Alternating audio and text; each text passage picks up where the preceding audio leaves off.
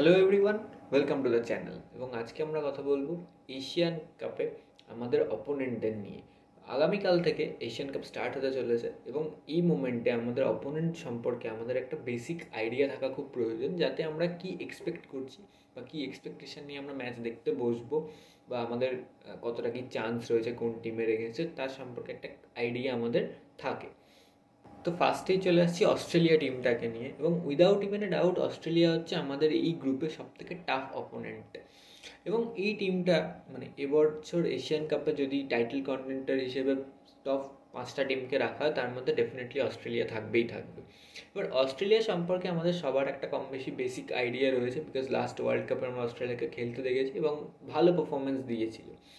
তবে last world কাপের স্কোয়াডের থেকে এবারের এশিয়ান কাপের স্কোয়াডে কিছু স্লাইট চেঞ্জেস কিন্তু রয়েছে। এবার অস্ট্রেলিয়ার যে কোচ গ্রাহাম আর্নল্ড, সে মেনলি 4-4-2-তে খেলানোটা পছন্দ করে, বাট 4-2-3-1-ও কিছু ক্ষেত্রে খেলিয়ে থাকে। এবার এই টিমটায় কিছু হাই কোয়ালিটি প্লেয়ার রয়েছে, যার মধ্যে কারেন্টলি সবথেকে পপুলার হচ্ছে ওদের ডিফেন্ডার হ্যারি সটার, যে কিনা ওয়ার্ল্ড কাপে অস্ট্রেলিয়ার one of the best player ছিল, এবং আর্জেন্টিনার এগেনস্টে ম্যাচটায় মেসিকে ম্যান মার্ক করার দায়িত্ব ছিল যার উপর। এবং ডিফেন্ডার হিসেবে তো সে খুবই ভালো, ক্লাবে লেস্টার সিটির হয়ে সে খেলে। তার পাশাপাশি একটা বড় অ্যাডভান্টেজ হচ্ছে মাত্র 21টা ম্যাচ খেলেছে অস্ট্রেলিয়ার হয়ে এবং অলরেডি 10টা গোল করে ফেলেছে। তো যে কোনো টিমের ক্ষেত্রে একজন স্কোরিং ডিফেন্ডার কিন্তু একজন ইম্পর্টেন্ট অ্যাসেট বলা যেতে পারে। সেকেন্ড হচ্ছে টিমের ক্যাপ্টেন এবং গোলকিপার ম্যাথিউ রায়ান, যে কিনা এই দলটা সবথেকে মোস্ট ক্যাপ্ট প্লেয়ারও। এবং 2015-তে যেবার অস্ট্রেলিয়াকে এশিয়ান কাপ জিতেছিল, সেবার কিন্তু টুর্নামেন্টের বেস্ট গোলকিপার পেয়েছিল হচ্ছে ম্যাথিউ রায়ান। তো এদের দুজনকে ছাড়া ফরওয়ার্ড লাইনে দুজন ভালো প্লেয়ার রয়েছে, একজন হচ্ছে মিচেল ডিউক, একজন হচ্ছে ব্রুনো ফার্নারোলি। তো ব্রুনো ফার্নারোলির কিন্তু অলরেডি 13 ম্যাচে 10টা গোল হয়ে গেছে এ লিগে, মানে যেটা তাদের দেশের টপ ডিভিশন লিগ। এছাড়া মিডফিল্ডে একটা ডুও রয়েছে যারা ক্লাব লেভেলেও একসাথে খেলে থাকে। তাদের মধ্যে একজন হচ্ছে কনর মেটক্যাফে আর একজন হচ্ছে জ্যাকসন ইরভিন। এবং এই ডুয়োটার মধ্যে কনর মেটক্যাফে হচ্ছে অ্যাটাকিং মিডফিল্ডার, এবং আরেকজন ইরভিন, সে হচ্ছে খানিকটা হোল্ডিং মিডফিল্ডার বা ডিফেন্সিভ মিডফিল্ডার বলা যায়। এবার ফরমেশন অনুযায়ী এদের দুজনের রোল কিছুটা চেঞ্জ হয়। বেসিক্যালি কনর মেটক্যাফে কিছু ক্ষেত্রে হয়তো রাইট সেন্ট্রাল মিডফিল্ডার হিসেবেও খেলে থাকে, এবং ইরভিন কিছু ক্ষেত্রে সেন্ট্রাল মিডফিল্ডার হিসেবেও খেলে থাকে। তো এই টিমটার প্লেয়িং স্টাইল হচ্ছে শর্ট পাসে খেলতে খেলতে অপোনেন্টের হাফে চলে গিয়ে স্পেস ক্রিয়েট করা, এবং যত তাড়াতাড়ি সম্ভব নিজেদের অ্যাটাকিং থার্ডে যাওয়া এবং গোলের দিকে শট নেওয়া। তো এটা লং রেঞ্জের শটেও কিন্তু গোল করে থাকে। এবং এই টিমটার একটা বড় অ্যাডভান্টেজ হচ্ছে এদের হাইট। এদের অলমোস্ট সব প্লেয়ারই 6 ফুটের কাছাকাছি। তো আমাদের জন্য যেটা কিন্তু একটা বড় টেনশনের ব্যাপার, কারণ আমাদের প্লেয়াররা অত হাইটের প্লেয়ার আমাদের কাছে নেই। ফলে যে সেট পিসগুলো থাকবে সেটাতে কিন্তু ওরা ডেফিনেটলি অনেকটা এগিয়ে থাকবে। এবার ওভারঅল অস্ট্রেলিয়া একটা হিউজ চ্যালেঞ্জ আমাদের জন্য, এবং ডেফিনেটলি মানে আমরা সবসময় চাই যে আমাদের থেকে হায়ার র্যাঙ্কড যে টিমগুলো রয়েছে তাদের ফেস করতে, এবং আমরা অ্যাকচুয়ালি বুঝতে পারবো অস্ট্রেলিয়ার সাথে যে আমাদের পজিশনটা বর্তমানে কোথায় রয়েছে। তো এরকম একটা টিমের সাথে ম্যাচ এবং কীরকম কী হয় সেটা দেখার জন্য অলমোস্ট সবাই তাকিয়ে রয়েছি আমরা।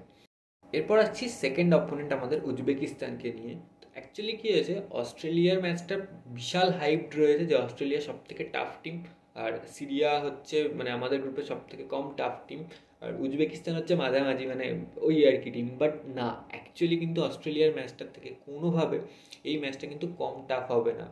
উজবেকিস্তান আমাদের জন্য ইকুয়ালি টাফ হতে চলেছে। কেন, আমি জাস্ট আস্তে আস্তে আসছি।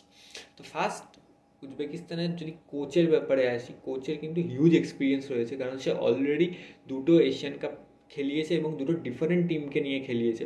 তো কোচের যথেষ্ট এক্সপিরিয়েন্স রয়েছে।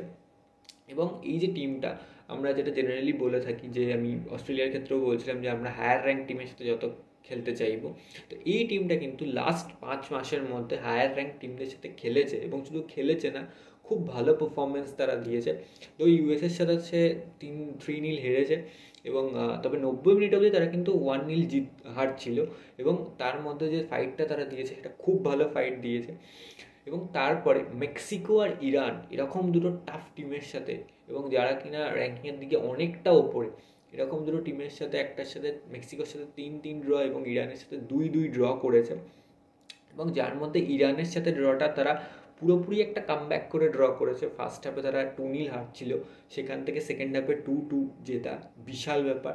এবং মেক্সিকোর সাথে কিন্তু তারা একটা টাইমে 2-1 লিডে ছিল, সেখান থেকে তারা মেক্সিকো ইকুয়ালাইজ করে 2-2 এবং 3-2-তে যায় এবং একদম লাস্ট মোমেন্টে গিয়ে তারা 3-3 ড্র করে। তো আমরা এমন একটা টিমকে ফেস করতে চলেছি যারা কিন্তু মেন্টালিটি মনস্টার্স, যাদের সাথে আমরা যদি কোনোভাবে লিড পেয়ে যাই, এবং যেটা চান্স রয়েছে, বিকজ এদের একটা টেন্ডেন্সি রয়েছে, গোল খাওয়ার একটা টেন্ডেন্সি আছে। তো আমরা যদি কোনোভাবে লিড পেয়ে যাই, আমাদের কিন্তু বিশাল এফোর্ট দিতে হবে একদম লাস্ট মোমেন্ট অবধি সেই লিডটাকে ধরে রাখার জন্য। তার কারণ এরা একদম লাস্ট মোমেন্ট অবধি যে কোনো মোমেন্টে এরা গোল করে সেটাকে ইকুয়ালাইজ করতে পারে, এবং এদের কাছে কিন্তু সেরকম প্লেয়ার রয়েছে। তো এবার যদি প্লেয়ারদের ব্যাপারে আসি, তো এই টিমটার বেস্ট প্লেয়ার হচ্ছে মাত্র 20 বছর বয়সী অ্যাটাকিং মিডফিল্ডার আবুজবেক ফায়াজুলেভ, যে কিনা এবারের অল টোটাল এশিয়ান কাপে আর কি দেখার মতো একজন ইয়ং ট্যালেন্ট রয়েছে, মানে খুব প্রমিসিং একজন ইয়ং ট্যালেন্ট। এবং এই প্লেয়ারটা 2023-এর Uzbekistan player of the year award জিতেছে। মাত্র 20 বছর বয়সে এরকম একটা রেকর্ড, এবং খুব সুন্দর প্লেয়ার। তো সে দেখার মতো হবে যে সে কীরকম কী করতে পারে এশিয়ান কাপে। সেকেন্ড হচ্ছে এই 2023 Uzbekistan player of the year অ্যাওয়ার্ডে মাত্র 3 পয়েন্টের জন্য হেরে যাওয়া বা সেকেন্ড হওয়া ওস্তন উরুনভ। এও কিন্তু একজন মিডফিল্ডার এবং এরও এক্সপিরিয়েন্স তো রয়েছে, প্লাস সলিড প্লেয়ার। এও একজন ভালো মিডফিল্ডার, এবার দেখার যে এও কতটা কী করে। এবং রিসেন্টলি এএফসি চ্যাম্পিয়ন্স লিগে তার কিন্তু 3টে গোল এবং 2টো অ্যাসিস্ট রয়েছে তার ক্লাব নাভদহরের হয়ে, এবং মুম্বাই সিটি এফসি এগেনস্টে কিন্তু তার একটা অ্যাসিস্ট যার মধ্যে রয়েছে। তো এরপর বলতে হয় এদের দলের সব থেকে এক্সপিরিয়েন্সড এবং সব থেকে মোস্ট ক্যাপড প্লেয়ার ইগর সার্গিভ, যার ন্যাশনাল টিমের 19টা গোল রয়েছে, এবং এই টুর্নামেন্টেও তার দিকে ডেফিনেটলি উজবেকিস্তান তাকিয়ে থাকবে তার গোল করার আশায়। এরকম একজন প্লেয়ার রয়েছে এদের কাছে। এবং এটা ছাড়াও তাদের আরেকজন দেখার মতো প্লেয়ার থাকবে, যে ডিফেন্ডার, যে লিগ ওয়ানে লেন্স টিমটার হয়ে খেলে, এবং লাস্ট ইয়ার লেন্স কিন্তু সেকেন্ড হয়েছে লিগ ওয়ানে, জাস্ট 2 পয়েন্টের জন্য টাইটেল পায়নি, পিএসজি টাইটেল জিতে গেছে, যার নাম হচ্ছে আব্দুকদির খুসানাভ। এই প্লেয়ারটা রেগুলার এখনও হয়নি টিমে, বাট এই এশিয়ান কাপে হয়তো মেবি তার চান্স পাওয়ার হাই চান্স রয়েছে। এর আগে যে কটা ম্যাচ খেলেছে খুব ভালো খেলেছে, 6টা বা 7টা মতো ম্যাচ খেলেছে তার ন্যাশনালে এই মুহূর্তে, এবং খুব ভার্সেটাইল মিডফিল্ডার আর কি রয়েছে আরেকজন, সে হচ্ছে মাসারিপভ, এই টিমের সেকেন্ড মোস্ট ক্যাপ্ড প্লেয়ার। তো এই টিমটা একটা হিউজ চ্যালেঞ্জ আমাদের দিকে ছুড়ে দেবে, এবং এই টিমটার ব্যাপারে যেহেতু অলমোস্ট সবার জানা নেই, তো আমরা যেভাবে আন্ডারএস্টিমেট করছি সেরকম কিন্তু হবে না। একটা বিশাল টাফ ম্যাচ কিন্তু উজবেকিস্তানের সাথে হতে চলেছে। তো এরপর আসছে আমাদের লাস্ট অপোনেন্ট সিরিয়া। তো এই টিমটাকে নিয়ে বলার আগে এটা কোচকে নিয়ে বলতে হয়। Argentine coach hectare Cooper, huge experienced coach, একটা টাইমে ইন্টার মিলানকে ম্যানেজ করেছে, যে টাইমে ইন্টার মিলান রোনাল্ডো নাজারিও খেলতো, এবং তারপরে অ্যাফকনে ইজিপ্টকে রানার্স আপ মেডেল জিতিয়েছে, যেখানে মোহাম্মদ সালাহ খেলতো। ভ্যালেন্সিয়াকে 2বার চ্যাম্পিয়ন্স লিগের ফাইনালে নিয়ে গেছে। তো এক্সপিরিয়েন্সের দিক থেকে কিন্তু কোনো কমতি নেই, বাট সিরিয়াতে হয়তো সেই লেভেলের কোয়ালিটি প্লেয়ার নেই, যার জন্য আমরা সেই রেজাল্ট এক্সপেক্ট করতে পারছি না বা সেই রেজাল্ট দেখতে পাচ্ছি না। বাট কোচ কিন্তু দুর্দান্ত এক্সপিরিয়েন্সড একজন কোচ রয়েছে। এবার এই টিমটায় নিজেদের প্লেয়ারদের মধ্যে যদি কথা বলি, কেন আমি নিজেদের প্লেয়ার বলছি সেটার ব্যাপারে আমি পরে আসছি। তো ফার্স্ট এদের যে গোলকিপার রয়েছে সব থেকে বেশি ক্যাম্প প্লেয়ার ইব্রাহিম আলমা, খুব ভালো একজন গোলকিপার, তো তার দিকে নজর থাকবে। তো সেকেন্ড হচ্ছে এদের যে স্ট্রাইকার ওমার খিরবিন, অলরেডি তার 21টা গোল রয়েছে ন্যাশনাল টিমের হয়ে।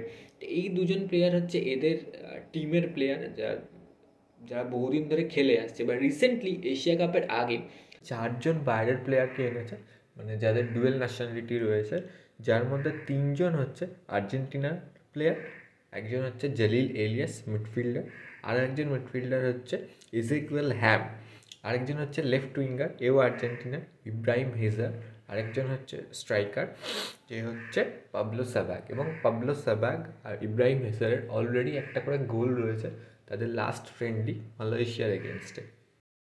এই হচ্ছে আমাদের মোটামুটি গ্রুপের অপোনেন্টদের রিভিউ। এবার যদি আমরা পরের নকআউটে কোয়ালিফাই করি, তো তখন যাকে ফেস করব তার ব্যাপারেও আমরা কথা বলবো। তো আপনাদের কি মনে হয় আমাদের কতটা চান্স রয়েছে পরের রাউন্ডে যাবার, বা এই গ্রুপে আমরা কীরকম কী রেজাল্ট করতে পারি?